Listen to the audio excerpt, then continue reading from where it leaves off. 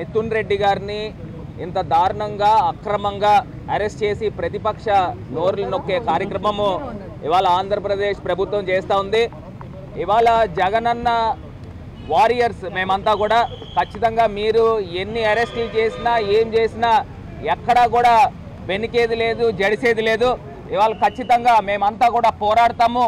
మిథున్ రెడ్డి గారికి బాసటగా ఆంధ్రప్రదేశ్ వ్యాప్తంగా వైఎస్ఆర్సీపీ ప్రతి ఒక్క శ్రేణి కూడా నడుం కట్టి ముందుకున్నామని ఈ సందర్భంగా తెలియపరుస్తూ, ఇవాళ ఆంధ్రప్రదేశ్ రాష్ట్రంలో జరిగేది ఇప్పుడు జరుగుతూ ఉంది స్కామ్. గత ప్రభుత్వంలో చంద్రబాబు నాయుడు గారు ముఖ్యమంత్రి కింద ఉన్నప్పుడు డిస్టిలరీస్కి ప్రివిలేజ్ ఫీ అనేది తగ్గించారు.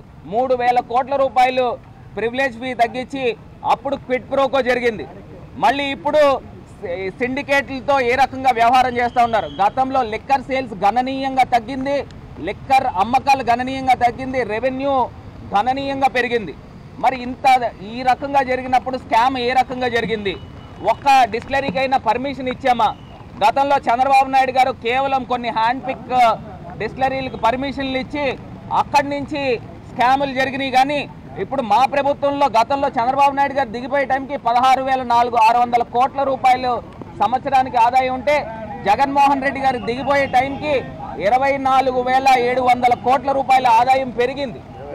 25,000 కోట్ల రూపాయల ఆదాయం పెరిగినప్పుడు అసలు గవర్నమెంట్ ఎక్స్చెక్కర్కి సుమారుగా 1,000 కోట్ల రూపాయల ఆదాయం పెరిగినప్పుడు స్కామ్ అని మీరు ఏ రకంగా అంటారని అడుగుతా ఉన్నాం. ఇది కేవలం కక్షపూరితంగా జరిగింది. గతంలో స్కిల్ డెవలప్మెంట్ స్కామ్ జరిగినప్పుడు 370 కోట్ల రూపాయలు గవర్నమెంట్ ఎక్స్చెక్కర్ నుంచి నేరుగా డిజైన్ టెక్ కంపెనీకి పంపించారు.